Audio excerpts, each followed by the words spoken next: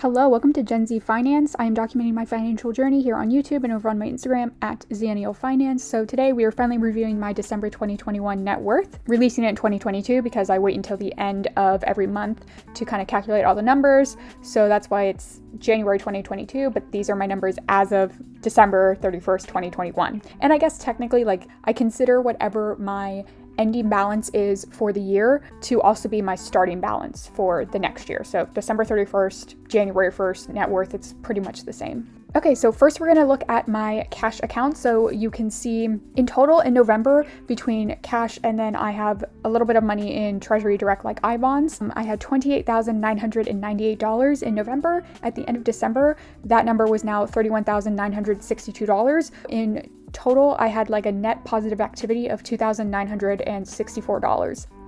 So next we're going to look at my invested assets. And so up here at the top, you can kind of see a breakdown of what my investment portfolio is. I'm also going to show you a pie chart so you can kind of get a better idea. On the left-hand side, you can see each individual account. So in total for November, all of my invested assets, and that's my 401k, HSA, Roth IRA. The FICA is a small pre-tax retirement account I had with my part-time job. And then my taxable brokerage account. In total, those came out to $62,244. At the end of December, those balances were $66,347. In total, where I contributed $1,795. So you can see I contributed only about $717 to my 401k, and usually it's double that, but I did max out my 401k within my first paycheck of the year. So I maxed out my 401k just a little bit earlier, so I didn't need to do the full amount that I normally would do every single month in December. So that's why that number is a little bit lower. So in total, my invested assets increased by $4,102. But then in the column all the way to the right, you can see the breakdown of how much of the change was market gain or growth. So this is all unrealized. I didn't sell anything to kind of lock in these gains. So in total, $2,306 of the growth that I saw in my accounts came from just straight up market gains, compound interest, all of that fun stuff. So that tells me that this month was really good in the market. So in total, my November assets was $91,243. At the end of December, this was $98,309. Again, I contributed about $1,800 to my investments, and then I had a net positive activity of just under $3,000 for my cash accounts. So in total, this was a change of $7,066 or 7.74% from just 1 month to the next, which is crazy. And you'll see where this kind of ranks in all of my net worth monthly changes in a second. I'm going to show you all of the months of 2021 so you can see how well December was in comparison to some of those other months. So here's just my asset by account breakdown. So you can see in total between my I-bonds and cash accounts, I have 32.5% of my money in cash, which is just under the 1/3 mark, which I'm really excited about. My 401k is my next biggest account, 34.5%. I imagine that my 401k will continue to be one of my largest asset accounts unless I ever roll over that 401k into a rollover IRA, at which point I would assume that would be the biggest account. Okay.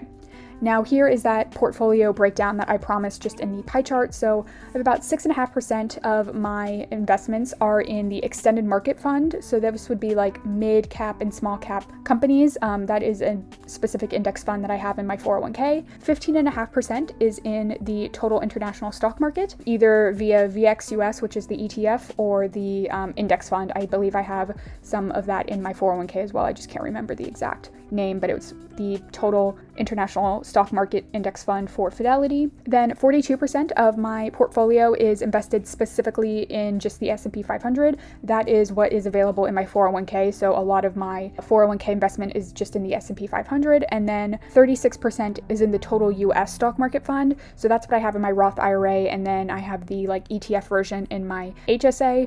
I do prefer the total US stock market to just the S&P 500.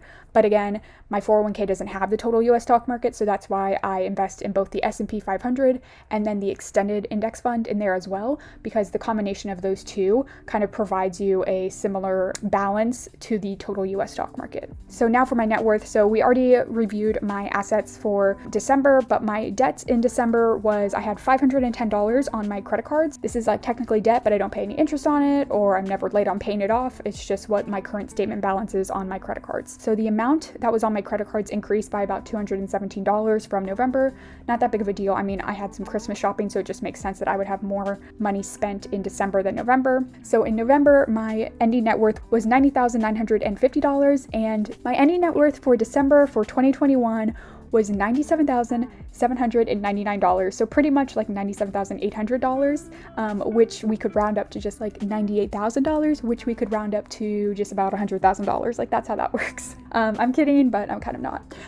So my monthly net worth change in total was $6,850, which was 7.53% increase from November. This is just so exciting. So if you've seen my 2021 like goal review, you know that my goal for 2021 was to have a net worth of $80,000. Now I originally hit that sometime around August, September. So at that point I wanted to kind of have a stretch goal of having my net worth between $90,000 to $100,000. Now I'll be honest, like my real goal was, wouldn't it be awesome to have a $100,000 net worth like by the end of 2021? And I got pretty close, but didn't quite get there. And I knew that was going to be like a big stretch because a lot of that would just have to rely on the market doing well. Now the market did well in December, but November was kind of shaky and October was kind of like a month, if I'm remembering correctly. So I did what I needed to do. I contributed as much as I could to my investments that I felt comfortable doing. So I'm not disappointed that I didn't reach $100,000, especially since my original date that I wanted to reach $100,000 was by my 25th birthday, which is in May of 2022. So I'm probably going to hit $100,000, if not in January, then probably by February. Which means I would hit it already like several months early. So I'm really not disappointed at all. And like I said, my original goal was $80,000 and I surpassed that by just about $18,000. I just like thought about that and that's really wild to me. Okay, so as I promised, I wanted to kind of share how December stacks up to some of my other months. So when we're looking at just the market gains and losses for the month, you can see, so I guess October was actually a good month as well. But you can see that December was actually my second best month when it came to how well the market did for my portfolio. So October was my best month of 2021. December was the second best month. And then the worst months, we had September, November, and then January. Now, when we look at just the total net worth change, December was actually my best month of the year. When we look at in total between what I contributed to my investments, what I saved in cash, and then the market gains in total, December saw my largest month-to-month net worth increase of just about $6,850. April was next at $6,400. Luckily, my net worth increased every single month this year, but my lowest month was November at just under $2,000. And quickly, I'm just going to look. This is my net worth tracking spreadsheet that I actually use to enter in all my numbers, and this is what I pull to put together that slideshow with all my numbers. I'm actually just gonna go over here to the monthly net worth increase. I just want to highlight these and then I can come down here and just quickly see the average. So on average, my net worth increased by $4,577 each month in 2021. That's just something I wanted to see really quickly. I didn't put that in my slideshow, but that's why I love my net worth tracking spreadsheet, because especially in Google Sheets, I can just easily pull it up and then use like some basic functions to see that number myself. And if you are interested in the spreadsheet, I do have it available for purchase, so there are details in the description box down below, and there are lots of other tabs and things that you can do with it. Moving on, we're going to look at my net worth change across time, which you probably got a little bit of a glimpse of when I showed you that spreadsheet. We're going to look at my 2021 total net worth change. So my starting net worth at the beginning of the year was $42,871, and since my ending net worth is $97,800. That means that my net worth increased by $54,928 in 1 year. And that was a 128% increase in a year, which if you kind of do some math, since I was expecting, or my goal was to have a net worth of $80,000 at the end of the year. So I guess I was expecting my net worth to increase by about like $35,000 for the entire year, but it actually increased by just about $55,000. I was not expecting that, and you can't really plan for how the market is going to go. So if we look at my cumulative change, my starting net worth when I first began this journey and first started getting all of my numbers together was in February of 2019. And that was negative $28,200. So again, based on my ending net worth for 2021, my net worth has increased by just about $126,000, which when I say those numbers, it's really, really hard for me to, I think, fully believe. I'm like casually saying $97,000 net worth. It's not casual to me. I want to make that very clear. I just think it's hard for me to process like this is really where I am. So hard for me to contextualize and like visualize and really believe in.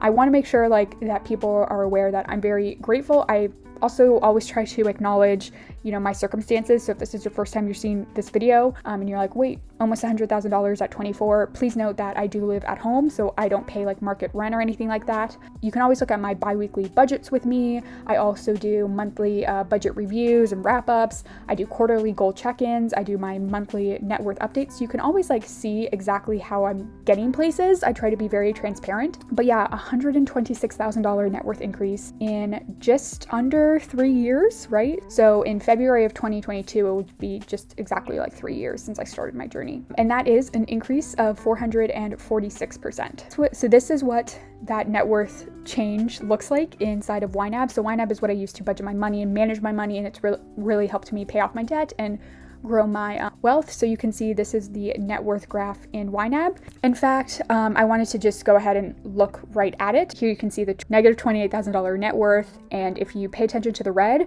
those were my debts, my student loans. So my first month I had $28,500 of debt, and then at the end of March that was $27,100, $25,700, $24,900, $23,500, $20,900, $19,100. So my progress, especially those first couple of months, was really slow. I was working a job making like $14 an hour, and then you can also see like my assets grew very slowly because I was mainly focused on paying off my debt. So I just wanted to share more of the net worth so you can kind of see the growth over the past almost 3 years, like I said. Okay, so before you go, I just wanted to put this in at the end. So there are 2 accounts that I don't count in my net worth just for personal reasons, and that is my crypto account and then my business checking account. But I do track their balance, and in case anyone is interested, I have this information at the end. So in my Coinbase account, at the end of November, I had just about $550. At the end of December, I had just about the same thing, $547, but I actually contributed $125 into my crypto account in December. So my balance didn't really change that much. It only saw like $1.79 decrease. But when you think about the fact that I put in $125 into that account this month, you realize that I actually lost quite a bit. For my business checking account at the end of November, I had about $938. At the end of December, I had about $1,200. So my checking account increased by $280. So that would be the net activity. I might have brought in more in gross income, but between like business expenses and taxes and things like that, that was the net activity. Okay, so I think that's going to be it for this net worth update. Thank you all so much for watching.